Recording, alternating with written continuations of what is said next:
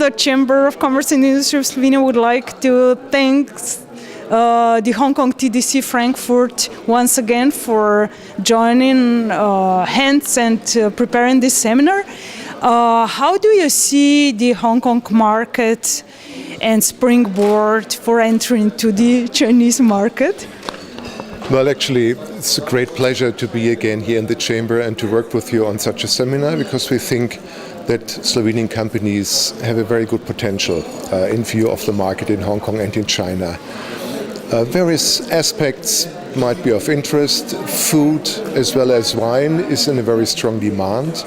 And since Hong Kong is providing the ideal platform to sell these commodities into China without undergoing all these complicated bureaucratic measures which you normally have to do if you do it directly with China, speak for itself. Actually, we have seen quite a number of Slovenian companies trying it via Hong Kong. They were successful. We always feel that a good partnership with Hong Kong leads also to a good business result. And so far, I would say Slovenia is on a very good way to promote its products. In fact, if you look at the import figures, Slovenian products in the food sector and in the wine sector have performed tremendously. In the month between January and September, we see a 35% increase of exports from Slovenia to Hong Kong. And I must say, congrats, this is really a very good result. Okay, thank you for the compliment. Would you emphasize any business events, exhibitions, or I don't know, B2B matchmaking systems in Hong Kong which should be considered and put on the map in Slovenian companies? Well, the best platform where Slovenian companies can meet their respective buyers and where they also can show their products is certainly a trade show.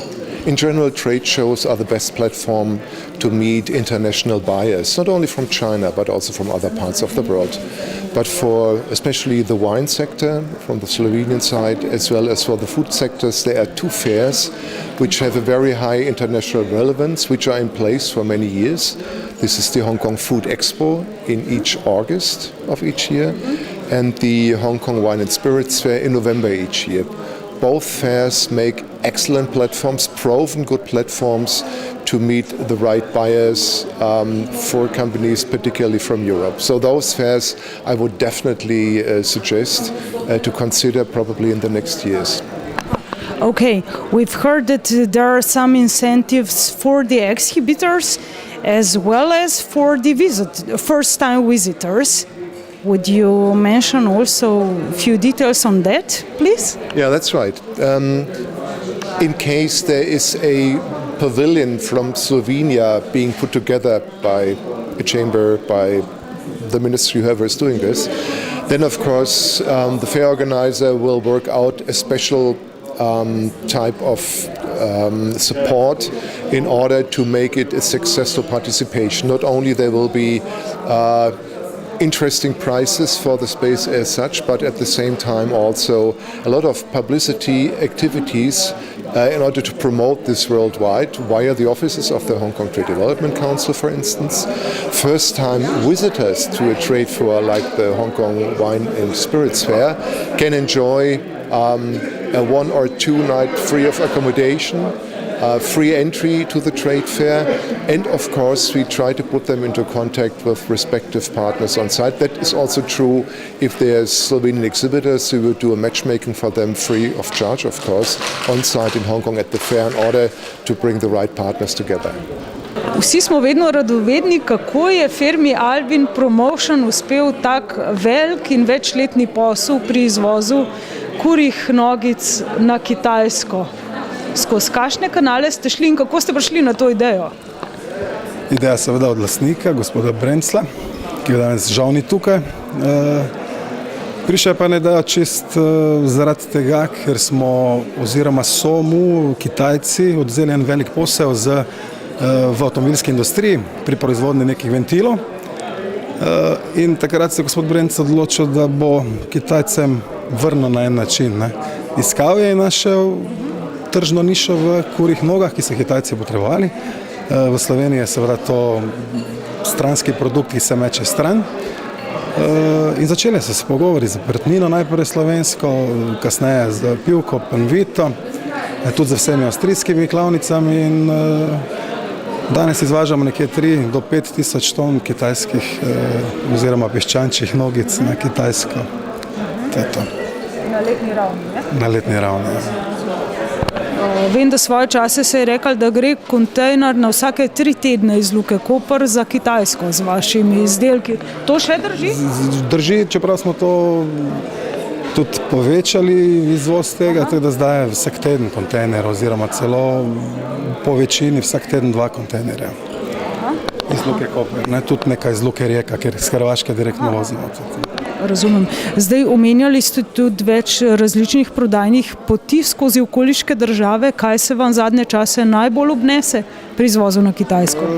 Trenutno uporabljamo delamo izvoz preko Tajske, preko Bangkoka, Lamčabana, Luke, Laosa in seveda končna destinacija je Kitajska.